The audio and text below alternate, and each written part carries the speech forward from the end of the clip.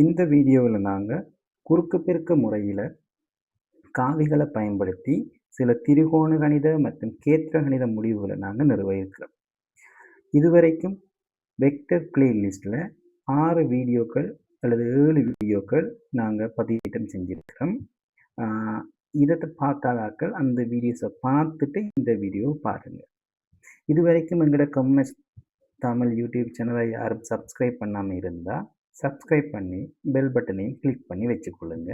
அப்போ தான் உங்களுக்கு எங்களோட வீடியோஸில் நோட்டிஃபிகேஷன் வரும். அதன் மூலமாக எங்களோட தொடர்ச்சியான வீடியோக்களை உங்களால் பார்க்கக்கூடியதாக இருக்கு. சரிதானே? சரி, இப்போ உங்களுக்கு சொல்கிறாங்க குற்றுப்பெருக்க முறையில் திரிகோண கணித முடிவுகள் சிலவற்றை நிறுவட்டாம். இதுதான் முதலாவதாக உங்களுக்கு சொல்லப்பட்டிருக்கிற விடயம். சரிதானே? இப்போ அதில் முதலாவது விடயம் உங்களுக்கு சொல்கிறாங்க கொஸ் ஏ சக பியை நிறுவட்டாம். சரிதானே? இப்போ நாங்கள் முதலாவதாக நிறுவ வேண்டியவர் வந்துட்டு கொஸ் ஏ சக பிட விரிவு. எங்களுக்கு கொஸ் ஏ சக பிட விரிவு எங்களுக்கு தெரியும். கொஸ் ஏ கொஸ் பி சைன் ஏ சைன் பி. இப்போ இந்த விரிவை நாங்கள் நிறுவனம் காவிகள் முறையில் நிறுவனம். அப்போ நாங்கள் காவிகளில் என்ன செய்வோம்னா ஏ பி என்ற 2 காவிகளை நாங்கள் கருத போகிறோம். சரிதானே? இது கருதுகிற இதே நேரத்தில் இதுக்கு இடைப்பட்ட கோணமாக நாங்கள் ஒரு ஏ சய பி பார மாதிரி நாங்கள் கருதுவோம். அப்போ 2 காவிகளை நாங்கள் வேறு பெயரில் கருத போகிறோம். சரிதானே? சரி, அப்போ நாங்கள் என்ன செய்கிறோம்னு சொன்னால் முதல்ல ஓகே, இது ஒரு கார்ட்டீசியன் கோஆர்டினேட்டில் குறிப்பு. அப்போ தான் எங்களுக்கு அவங்கள வகைப்படுத்துறதுக்கு இலகுவாக இருக்குது. சரிதானே? சரி, அந்த வகையில் நாங்கள் இதை வகைப்படுத்திட்டோம்.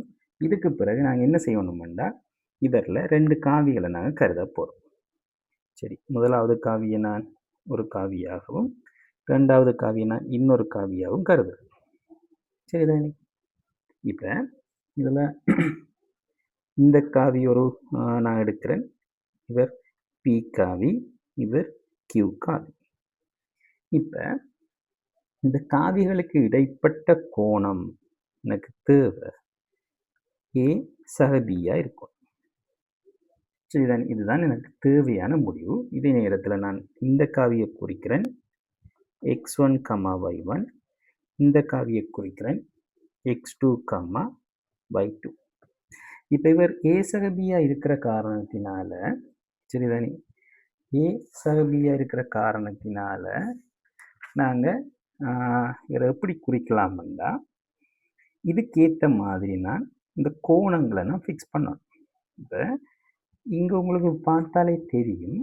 இப்போ ஏ சக பி இடையில் வார மாதிரி இப்படியான, அதாவது முதலாம் கால்வட்டத்துக்குள்ளே எங்களால் இவரை குறிச்சுக்கொள்ள முடியாது.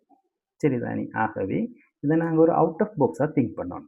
அப்போ இப்போ நாங்கள் இந்த கியூ காவியை ஒரு 4ஆம் கட்வட்டத்துக்குள்ளே கொண்டு போனமாக இருந்தால் ஏ சக பி எங்களால் இலகுவாக பெற்றுக்கொள்ள முடியும். சரிதானே? அப்போ நாங்கள் என்ன செய்ய போகிறோம்னு சொன்னால் மறுபடியும் இவரை நான் மாற்றி கிறப்போம். சரியா? அந்த வகையில் திருப்பி ஒரு கார்ட்டீசியன் கோஆர்டினேட்டை நான் குறிக்கிறேன்.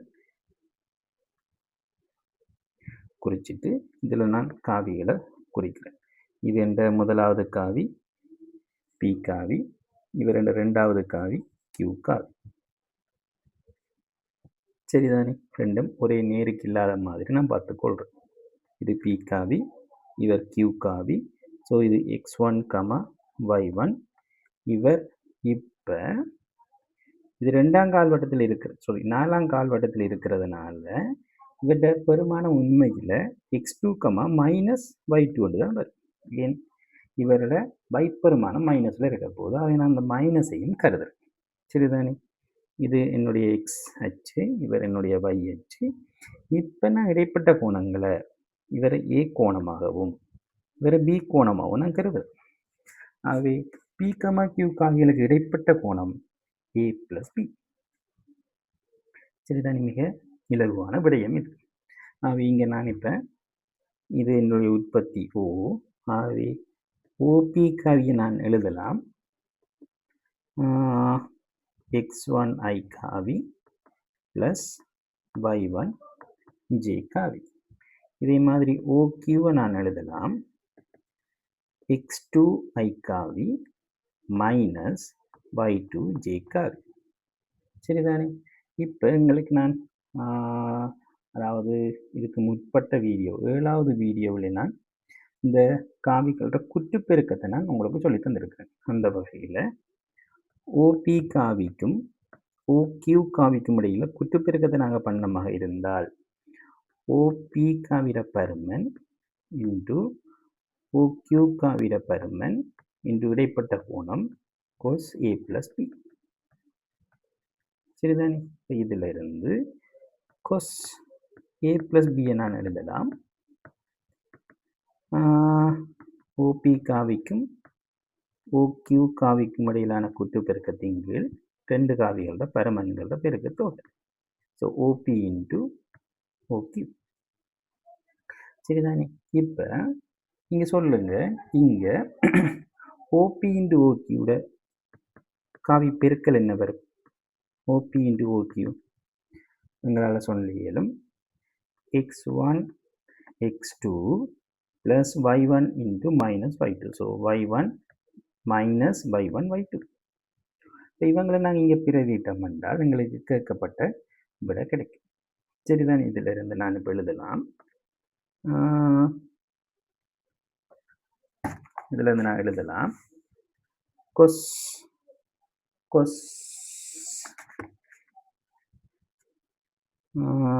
இதை நான் எழுதலாம் cos A சக B ஈக்குவல்ஸ் சொல்லுங்க. cos A சக B ஆனது OP OQக்கு பதிலாக நான் எழுதலாம் x1 x2 minus y1 y2 over OP OQ. So இவரை நான் இன்னும் விரிவாக எழுதினால் x1 இன்கீழ் OP into x2 இன்கீழ் OQ minus y1 இன்கீழ் OP into y2 இன்கீழ் OQ. இப்போ சொல்லுங்க, x1 இன்கீழ் OP யாரு? cos A. அதே மாதிரி x2 இன்கீழ் OQ யாரு? cos B. Minus y1 இன்கீழ் OP யாரு? y1 இன்கீழ் OP sin A. அதே மாதிரி y2 இன்கீழ் OQ யாரு? sin B. ஆகவே முடிவு நிறுவப்பட்டிருக்கு. மிக இலகுவாக நாங்கள் முடிவு என்ன செஞ்சிட்டோம்? இங்கே நிறுவிட்டோம். சரிதானே? ஆகவே முதலாவது முடிவை நான் நிறுவியாச்சு. இதே போல cos A sin B நிறுவ சொன்னால் இப்போ என்ன செய்யலாம்? cos A sin B இப்போ நிறுவ சொல்கிறாங்க. cos A sin B நிறுவ சொன்னால் இடைப்பட்ட கோணம் A minus B வார மாதிரி நாங்கள் ரெண்டு காவிகளை டிஃபைன் பண்ணணும். இதுதான் இங்கே இருக்கிற விடயம். சரிதாங்க? இப்போ நிறுவ சொல்கிறாங்க cos அதை அழிக்கணும் பாரு. சரி, ரெண்டாவதாக நிறுவ வேண்டியால் cos A minus B. இதில் முடிவு உங்களுக்கு தெரியும். cos A cos B plus sin A sin B. இதை நாங்கள் நிறுவனம். அப்போ இதுக்கு ஏற்ற மாதிரி நாங்கள் டிஃபைன் பண்ணுவோம். தளத்தை ஃபிக்ஸ் பண்ணுவோம். தளத்தை ஃபிக்ஸ் பண்ணிவிட்டு நாங்கள் ரெண்டு காவிகளை குறிப்போம்.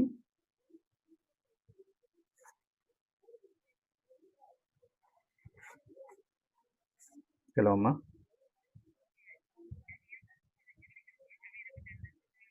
சரி சரி சரி.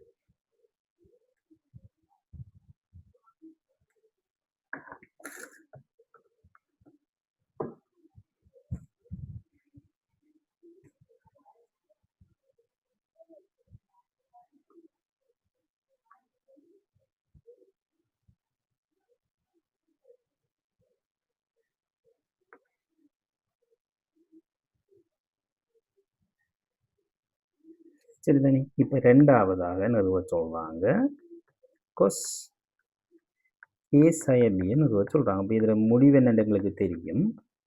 கொஸ் ஏ கொஸ் பி ப்ளஸ் சைன் ஏ சைன் பி. சரிதானே? இப்போ இதை நாங்கள் நிறுவுறதுக்கு நாங்கள் என்ன செய்வோம்னா ஆள் கூட்டுத்தரத்தை தெரிவு செய்வோம். தெரிவு செஞ்சுட்டு இங்கே இருக்கிற ட்ரிக்ஸ் என்னன்னா இந்த ரெண்டு காவிகளுக்கு இடைப்பட்ட கோணம் ஏ சய பி வார மாதிரி நாங்கள் காவிகளை தெரிவு செய்யணும். அதுதான் தேவை. சரிதானே? இப்போ இங்கே ரெண்டு காவிகளை தெரிவு செய்கிறதா இருந்தால் எப்படி தெரிவு செய்யலாம்னு யோசிக்கல.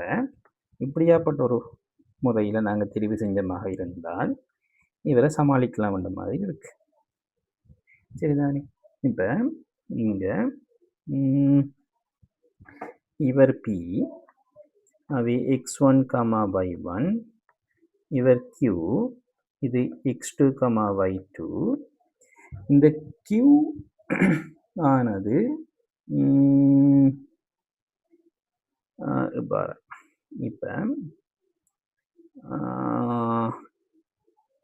இந்த q x அச்சோட அமைக்கிற கோணம் நாங்கள் எடுப்போம் b.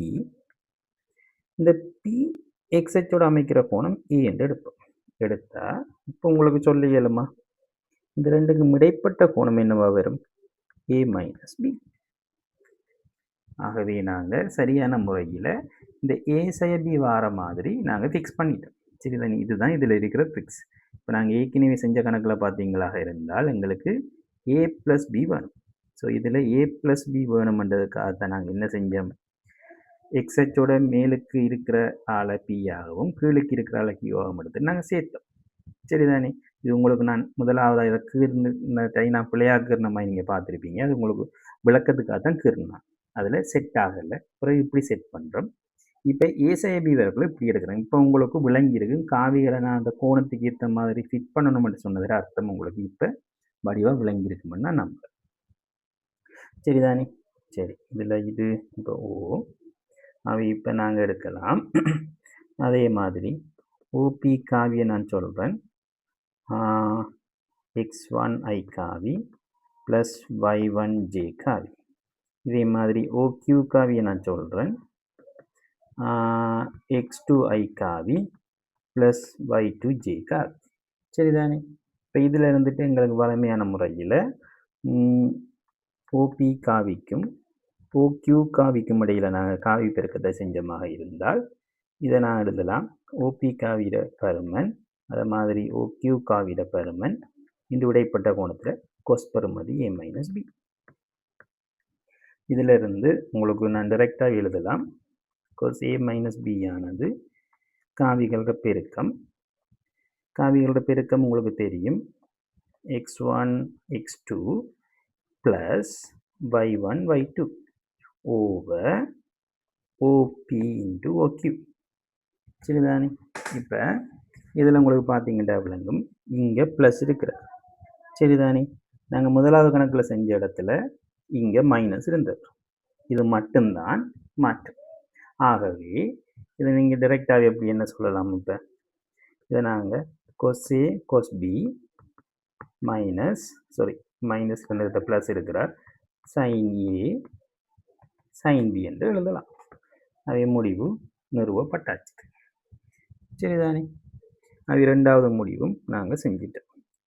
இப்போ மூன்றாவதாக கேட்குறாங்க சைன் ஏ சக பியை நிறுவட்டான். இப்போ மூன்றாவதாக கேட்கப்பட்ட விடயம் சைனை நிறுவனம். சைன் ஏ சக பியை நிறுவனம். சைன் ஏ சக பியிட பிரிவு உங்களுக்கு தெரியும். sin A cos B plus cos A sin B. இப்போ எங்களுக்கு முதலாவது ரெண்டாவதுலேருந்து உங்களுக்கு நான் சொன்ன விஷயம் ரெண்டு காவிகள் எடுக்கணும். காவிகளுக்கு இடைப்பட்ட கோணம் ஏ சகதி வார மாதிரி நாங்கள் எடுக்கணும். அப்படி எடுக்கல எங்களுக்கு இதே ஸ்டெப்பில் இங்கே எங்களுக்கு கொஸ் வாரர். அப்போ அங்கேயும் இப்போ நாங்கள் சைனை கருதுறாருந்தாலும் கொஸ் தான் வருவார். அப்போ கொஸ்ஸை சைனுக்கு மாற்றணும். அதே நேரம் அங்கே ஏசபி வார மாதிரி வரணும். அப்போ எப்படி இவரை இந்த காவிகளை நாங்கள் ஃபிட் பண்ணலாம் என்றதை நீங்கள் பார்த்தீங்களா இருந்தால் எங்களுக்கு ட்ரிக்னோமெட்ரியில் தெரிஞ்ச சில முடிவுகளையும் சில விடயங்களையும் வச்சுக்கொண்டு நாங்கள் இதில் இப்போ எங்களால் அட்ஜஸ்ட் பண்ணலாம். அது எப்படி என்றால் நான் இப்போ சொல்கிறேன். சரிதானே, வடிவாக பாருங்கள். இப்போ நான் ஆள்கூட்டு தேத்திரம் எடுத்து குறிக்கிறேன். குறிச்சிட்டு 2 காவிகளை நான் ஃபிட் பண்ணுறேன். முதலாவது காவி, இது 2வது காவி. சரிதானே, இது இந்த பி காவி, இவர் கியூ காவி. சரியா, இந்த பி எங்களுக்கு தெரியும் x1 y1, கியூ தெரியும் x2 y2. இப்போ இந்த கோணம் என்னவா வரணும்ன்றதுல தான் எல்லா விஷயமும் இருக்கு. இப்போ கொஸ்டில் தான் இந்த முடிவு வரப்போது அது சைனா மாறணுமாக இருந்தால் 90 மைனஸ் என்று இருக்கும். சரிதானே, இப்போ இங்கே காணப்போகிற கோணம் வந்து ஏ சக பி. ஆகவே இவர் ஏ பிளஸ் பியா காணப்படும். அது இந்த இடைப்பட்ட கோணம் 90 மைனஸ் ஏ பிளஸ் பியா இருக்கும். ஆகவே இப்போ இந்த கோணம் ஏ ஆகவும் இவர் பி ஆகவும் இருக்கிற பட்சத்தில் எங்களுக்கு இந்த விடயம் சாத்தியமாகும். அதாவது பி காவி பையச்சோடு அமைக்கிற கோணம் ஏ ஆகவும் கியூ காவி எக்ஸச்சோடு அமைக்கிற கோணம் பி ஆகவும் காணப்பட்டால் எங்களுக்கு இந்த முடிவு கிடைக்கப்படும். சரிதானே, ஆகவே பி காவியானது எக்ஸச்சோடு அமைக்கிற கோணம் 90 மைனஸ் ஏ. சரிதானே, கியூ காவியானது பி எக்ஸச்சோடு அமைக்கிற கோணம் பி. சரியா, அது இப்போ நாங்கள் இதில் இருந்து ஓபி காவியை நாங்கள் வளமையை போல் எழுதலாம். x1i காவி ப்ளஸ் y1j காவி. அதே மாதிரி ஓக்யூ காவியை நான் எழுதலாம் x2i காவி ப்ளஸ் y2j காவி. சரிதானே, இப்போ இதில் இருந்துட்டு நாங்கள் இந்த காவிகளுக்கு குறுக்கு பெருக்கம் செய்ய போகிறோம். ஸோ ஓபி காவி இன்ட்டு ஓக்யூ காவி, முடிவு எங்களுக்கு தெரியும். ஓபி காவிட பெருமன் ஓக்யூ காவிட பெருமன் இன்ட்டு கொஸ் 90 மைனஸ் ஏ பிளஸ் பி. சரியா, இப்போ இதில் இருந்து கொஸ் 90 சைன் மைனஸ் எங்களுக்கு மாறும் வடிவா தெரியும். எங்களுக்கு இவர் என்னவா மாறுவார், சைன் ஏ பிளஸ் பியா மாறுவார். சரியா, ஆகவே இதில் இருந்து நாங்கள் சொல்லலாம் சைன் ஏ பிளஸ் பி ஆனது ஓபி காவிக்கும் ஓக்யூ காவிக்கும் இடையிலான கூட்டு பெருக்கம் உங்களுக்கு வரும் x1 x2 plus y1 y2. சரியா, over OP into OQ. So இதிலிருந்து நாங்கள் எடுக்கலாம் x1 இங்கில் ஓபி இன்ட்டு x2 இங்கில் ஓக்யூ plus y1 இங்கில் OP into y2 இங்கில் OQ. ஸோ x1 இங்கில் OP உங்களுக்கு என்னத்தை தருமண்டா சைன் ஏ தரும். சரியா,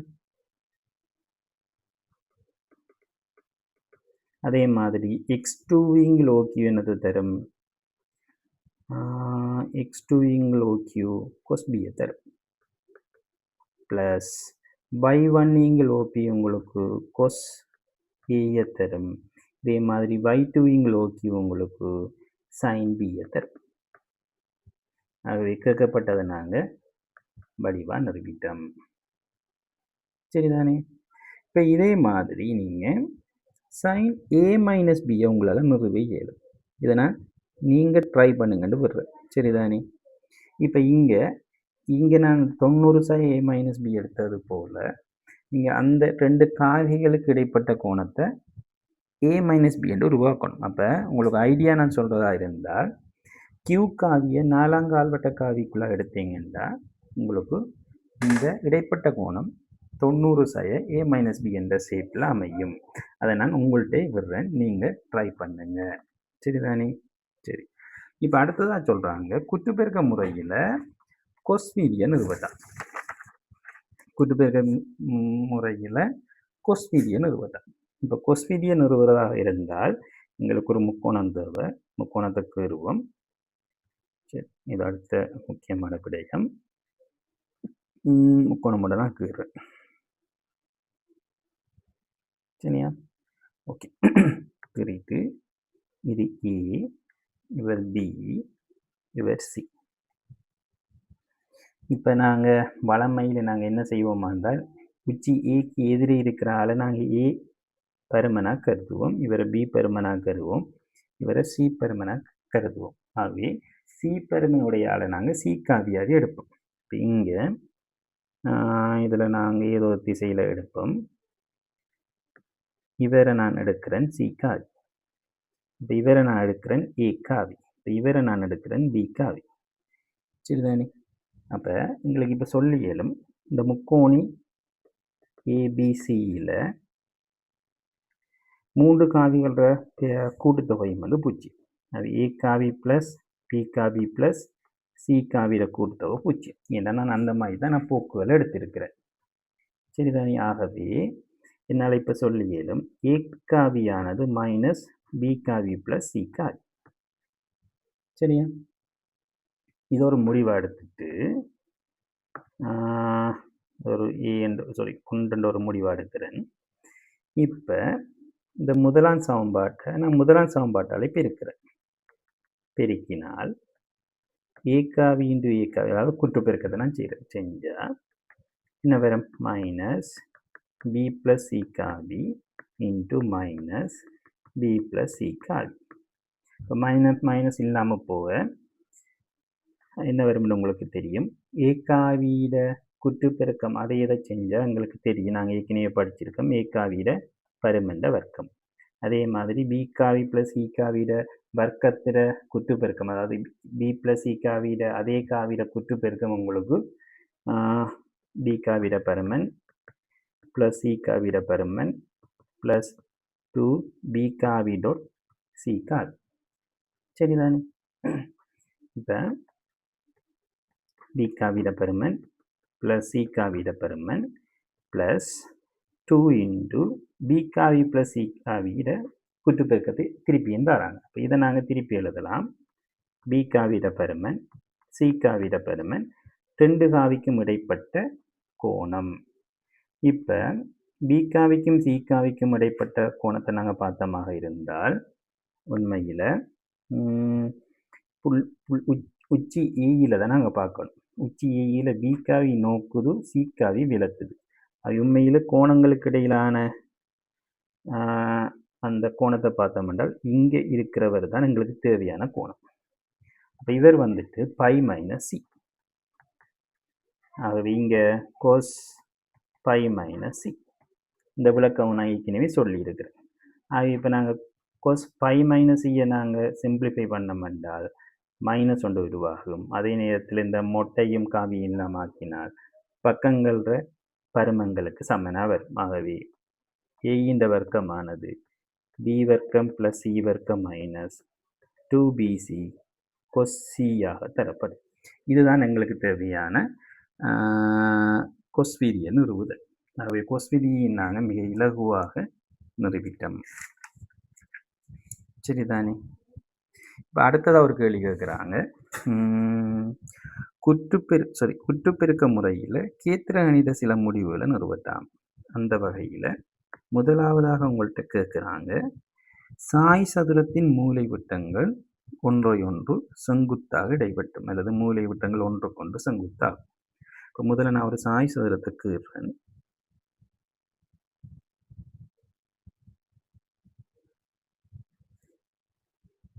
சரிதானே? சாய் சதுரம் என்றால் 3 6 7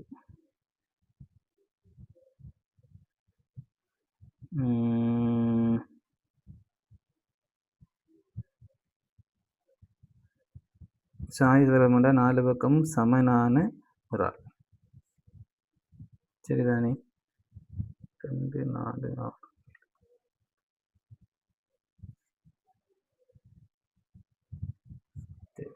இதை நான் ஒரு சாய்சகமாக எடுக்கிறேன். இப்போ மூலை விட்டங்கள் ஒன்றை ஒன்று இது செங்குத்தாக இடைவட்டும் என்றதுதான் எங்களுக்கு காட்ட வேண்டியது.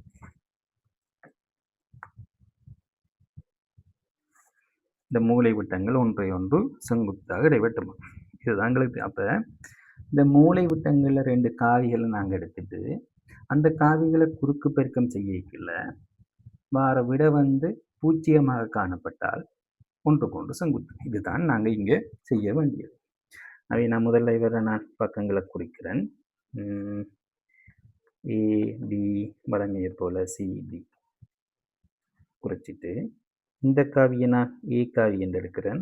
அதே மாதிரி இவரை நான் ஒரு பி காவி என்று எடுக்கிறேன். ஏ காவிக்கும் பி காவிக்கும் இடையில பருமன்கள் சமன், சரிதானே? ஸோ இங்கே ஏபி காவியை நான் எடுக்கிறேன் ஏ காவி, அதே மாதிரி ஏடி காவியை நான் எடுக்கிறேன் பி காவி. அது எங்களுக்கு தெரியும் ஏபி காவிட பருமனும் ஏடி காவிட பருமனும் சமன், ஏனென்றால் சாய்சதுர பக்கங்கள் சமம். இப்போ நான் இவங்களை வச்சுக்கொண்டு டிபி காவியையும் ஏசி காவியையும் ஏதோ ஒரு வகையில் காணணும், சரிதானே? ஆகவே டிபி அவை முக்கோணி ஏபிடியில் டிபியை நான் எடுக்கலாம். டிபி காவியானது பிஏ காவி ப்ளஸ் ஏடி காவி. ஸோ ஏடி காவி பி, அது பி காவி மைனஸ் ஏ காவி, சரிதானே? இதே போல் முக்கோணி ஏபிசியில், சரிதானே? ஏசி காவியை நான் எழுதலாம் ஏபி காவி ப்ளஸ் பிசி காவி. இப்போ இவரும் பி காவியை தான் இருப்பார். ஏன்? பக்க நீளம் சமன், ஒரே திசை ஒரே போக்கு. இவர் வந்துட்டு ஏ காவி ப்ளஸ் பி காவி. இப்போ நான் குறுக்கு பெருக்கம் செய்வோம். டிபி காவிக்கும் ஏசி காவிக்கும் இடையில் குறுக்கு பெருக்கத்தை செஞ்சால் பி காவி மைனஸ் ஏ காவி, இங்கே ஏ காவி மைனஸ் பி காவி, சரிதானே? ஸோ டிபி இது பி மைனஸ் ஏ வேறு ஏ ப்ளஸ் பி. இந்த விட எங்களுக்கு வரும் பி காவிட பருமண்ட வர்க்கம் மைனஸ் ஏ காவிட பருமண்ட வர்க்கம். இதெல்லாம் நாங்கள் இயல்புக்குள்ளே நான் ஏற்கனவே உங்களுக்கு பொடி வச்சு சொல்லி தந்துட்டு. இப்போ எங்களுக்கு தெரியும் பி காவிட பருமனும் ஏ காவிட பருமன் சமன்ன்றதுனால விட பூச்சி. விட பூஜ்ஜியம் என்ற முடிவு டிபி செங்குத்து ஏசி. ஆகவே நாங்கள் சொல்லலாம் இது செங்குத்து. மிக இலகுவான ஒரு விடயம், சரிதானே? சரி, இப்போ 2வது ஒரு விட கேட்குறாங்க. அரைவட்ட கோணம் செங்கோணம் என்று நிறுவட்டாம். அரைவட்ட கோணம் செங்கோணம். முதல்ல நான் ஒரு அரைவட்டத்துக்கு வரணும்.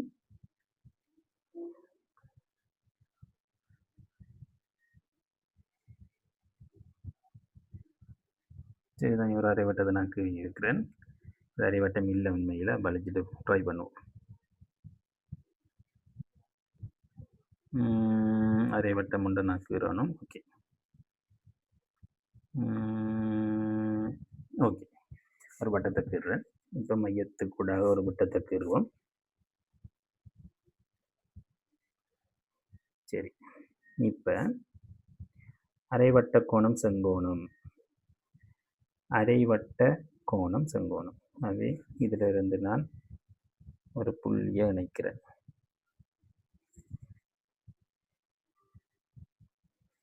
இப்போ இந்த கோணம் செங்கோணம் என்று காட்டணுமாக இருந்தால் நான் புள்ளிகளில் குறிச்சிட்டு பார்ப்போம். இது மையம், மையத்தை நான் ஒரு பி என்று எடுக்கிறேன். ஏபிசி. இப்போ நான் ஏதோ ஒரு வகையில் பிஏ காவியையும் பிசி காவியையும் கண்டுட்டு இவங்களுக்கு இடையில குத்துப்பெருக்கத்தை செஞ்சு அதை நான் 0 என்று காட்டினால் அரைவட்ட கோணம் செங்கோணம். இதுதான் விஷயம். அப்போ நான் பிஏ காவியையும் பிசி காவியையும் காணணும். இப்போ இது வட்டம்ன்றதுனால நான் பியிலிருந்து ஏக்கு வரைகிற ஒரு காவியை நான் எடுக்கிறேன், ஏ காவியன். இப்போ அதே போல் இந்த புள்ளியிலிருந்து பி காவிக்கு நான் ஒரு கோடு வரைஞ்சால் இந்த காவியை நான் எடுக்கலாம், ஒரு பி காவியில் எடுக்கிறேன். எடுத்துட்டு இவங்களை வச்சுக்கொண்டு பிஏ காவியையும் பிசி காவியையும் ஏதொரு வகையில் நான் கண்டுட்டு குட்டுப்பெருக்கம் செஞ்சு 0 என்று காட்டணும். இதுதான் ஐடியா. சரிதானே? சரி, இப்போ உங்களுக்கு பிஏ காவியை நான் ஏற்கனவே எடுத்துட்டேன், ஏ காவியம் எடுத்துட்டேன். அதே மாதிரி பிபி காவியையும் நான் பி காவியம் எடுத்துட்டேன். ஆனால் எங்களுக்கு தெரியும் பிஏ காவிர பருமனும் பிபி காவிர பருமனும் சமம். சரிதானே? அதாவது ஏ காவிர பருமனும் பி காவிர பருமனும் சமம். இப்போ நான் என்ன செய்கிறேன்னா பிஏ காவியை காணணும். ஸோ பிஏ காவியை காணணும்னா முக்கோணி ஏபிபியில் பிஏ காவியானது பிபி காவி ப்ளஸ் பிஏ காவி. பிஏ காவி ஏ, பிபி காவி மைனஸ் பி ஆவி வேறு நான் எழுதலாம், ஏ காவி மைனஸ் பி காவி. இதே போல் முக்கோணி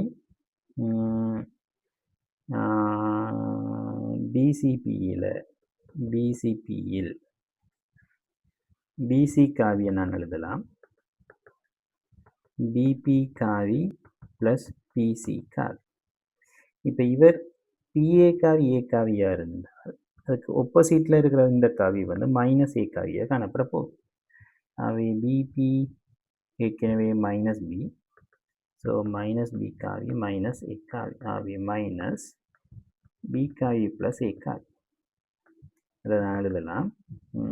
இவர் ஏற்கனவே மைனஸில் இருக்கிறார், அவை மைனஸ் ஏ காவி ப்ளஸ் பி காவி. ஸோ இது ரெண்டையும் நான் இங்கே கொண்டு பிரதியிட்டால் சரிதானே? பிஏ காவி ஏ காவி மைனஸ் பி காவி, இவர் மைனஸ் ஏ காவி ப்ளஸ் பி காவி. ஸோ உங்களோட பெருக்கம் வந்து எங்களுக்கு தரப்போகிறார். மைனஸ் இருக்குது, ஸோ மைனஸை வச்சுட்டு ஏ காவிர பருமண்ட வர்க்கம் மைனஸ் பி காவிர பருமண்ட வர்க்கம். மைனஸை வச்சுட்டு இது ரெண்டுமே சமன், அவை 0. அவை ரெண்டுமே 0ன்றதுனால முடிவு பிஏ காவி செங்குத்து பிசி காவி. சரிதானே? ஆகவே இதில் முடிவு என்ன? இங்கே இந்த கோணம் செங்கோணம். சரிதானே? இது ஒரு மிக இலகுவான ஒரு விடயம். ஆகவே அரைவட்ட கோணம் செங்கோணம் என்றது நாங்கள் காவி முறையில் மிக இலகுவாக நிறுவிட்டோம். அந்த வகையில் 3ஆவதாக கேட்குறாங்க, முக்கோணத்தின் உச்சியிலிருந்து எதிர்பக்கங்களுக்கு வரையப்பட்ட செங்குத்து ஒரு புள்ளியில் சந்திக்கும் என நிறுவுக. இதுதான் கடைசி கேள்வி. இதை நான் நீங்கள் ட்ரை பண்ணுங்கன்னு நான் விடுறேன். அதை நான் உங்களுக்கு ஒரு ஹிண்டோட தான். சரிதானே? அப்போ முக்கோணியின் உச்சியிலிருந்து எதிர்பக்கங்களுக்கு வரையப்படுற செங்குத்துக்கள் ஒரு புள்ளியில் சந்திக்கும் என காட்டுட்டோம். இப்போ முதலாவது இதிலிருந்து இவருக்கு வரையில செங்குத்த வரைவோம்.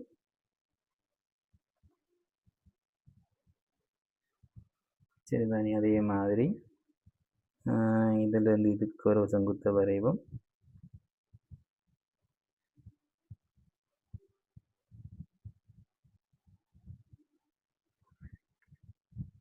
சரி, இப்போ உங்களுக்கு தெரியும் இது செங்குத்து, அதே மாதிரி இது வரும் செங்குத்து. இப்போ இந்த புள்ளியை சந்திக்கிற புள்ளியை நான் H என்று எடுக்கிறேன். இல்லைன்னா ABC என்று எடுக்கிறேன். இப்போ நாங்கள் நிறுவ வேண்டியது 3ஆவதாக ஒரு ஆள் வரைஞ்சா செங்குத்தாக வரைந்தால் அந்த புள்ளியும் இந்த H கூடாக செல்லும். இது ஒரு செங்குத்தான ஒரு கோடாக இருந்தால் இந்த புள்ளியும் எச்சுக்கூடாக செல்லும் என்றதை நாங்கள் காட்டணும். இதுதான் நாங்கள் செய்ய வேண்டியது. இப்போ இங்கே தரப்பட்ட தரவுகள் நாங்கள் எடுத்தமாக இருந்தால் தரவு ஏஹெச் செங்குத்து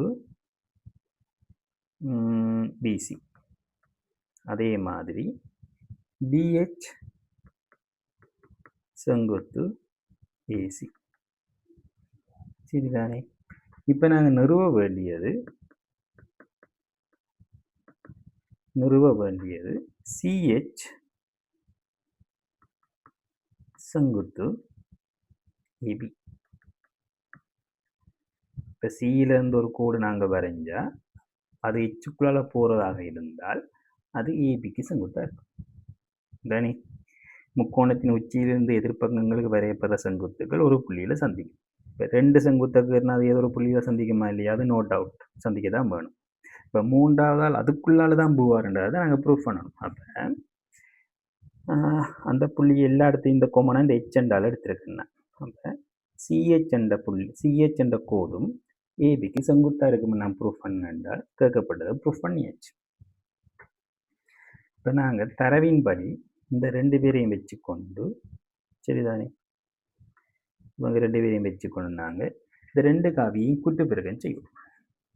கூட்டுப்பெருக்கம் செய்து இங்கே ஒரு சமன்பாடு ஒன்று உருவாகும். அந்த சமன்பாடுகளை வச்சுக்கொண்டு நாங்கள் இந்த நிறுவ வேண்டிய சமன்பாடு இவரை கூட்டுப்பெருக்கம் செஞ்சால் என்ன வருமோ அவரை நாங்கள் எடுப்போம். சரிதானே? செய்யலாமான்னு நம்புறேன். செஞ்சு பாருங்க. சரியா? மிக இலகுவான விடயம். இப்போ வேணுமெண்டா நான் அதில் முதலாவதால் நான் செய்கிறேன். வேணுமெண்டா இப்போ ஏஹெச்சுக்கும் பிசிக்கும் இடையில் தரவின்படி செங்குத்து. ஆகவே இவங்களை நாங்கள் கூட்டுப்பெருக்கம் செஞ்சால் ஏஹெச் காவி பிசி காவி கூட்டுப்பெருக்கம் செய்தால் அவர் 0 வருவார். இப்போ ஏஹெச் காவி உண்மையாக இவங்களை நாங்கள் ஏ காவி, இவரை பி காவி, இவரை சி காவி, இவர் ஒரு ஹெச் காவி என்று எடுத்தமாக இருந்தால் ஹெச் காவி மைனஸ் ஏ காவி, இது சி காவி மைனஸ் பி காவி ஈக்குவல்ஸ் 0. இதிலிருந்து ஹெச் காவி மைனஸ் சி காவி மைனஸ் ஹெச் காவி மைனஸ் h காவி into b காவி மைனஸ் a காவி into c காவி plus a காவி into b காவி ஈக்குவல்ஸ் 0. இது ஒரு முடிவு. இதை மாதிரி BH செங்குத்து ஏசி என்றதை எடுத்துக்கொண்டு இன்னொரு முடிவை நாங்கள் 2வது சமன்பாடை உருவாக்கலாம். இவங்க 2 பேர்ல இருந்து, அதாவது முதலாவது சமன்பாட்டில் இருந்து 2வது சமன்பாடை கழிச்சோம் என்றால் ஒரு சமன்பாடு ஒன்று சிம்பிளிஃபை பண்ணி வரும். அதில் இருந்து நாங்கள் என்ன செய்யணும்னா இந்த சிஹெச் காவிக்கும் ஏபி காவிக்கும் இடையிலான குட்டுப்பெருக்கமாக நாங்கள் அதை உருவாக்கணும். இவரை நாங்கள் ப்ரூஃப் பண்ணி வரக்குள்ள இதை நாங்கள் கடைசியில் எடுக்கணும்.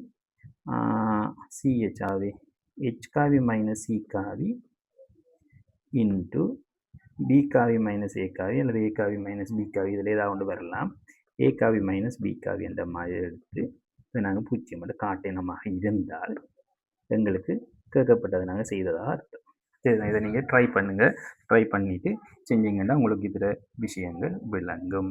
சரிதான். ஆகவே இந்த வீடியோவில் நாங்கள் கூட்டுப்பெருக்கத்தை பயன்படுத்தி சில திரிகோண கணித முடிவுகளையும் ஏத்த கணித முடிவுகளையும் நாங்கள் நிறுவியிருக்கிறோம். இது உங்களுக்கு நான் விளங்கியிருக்குமென்னு நம்புகிறேன். இது உங்களோட ஃப்ரெண்ட்ஸுக்கும் ஷேர் பண்ணுங்கள். அவங்களையும் எங்களோட சேனலை சப்ஸ்கிரைப் பண்ண சொல்லுங்கள். இதில் எங்களோட சேனலில் தர மேலதிகமான இனி வர வீடியோஸ் உங்களுக்கு உடனே தெரியணுமாக இருந்தால் பெல் பட்டனையும் கிளிக் பண்ணி வச்சுக்கொள்ளுங்கள். சரிதானே? இன்னொரு வீடியோவில் நான் உங்களை சந்திக்கிறேன்.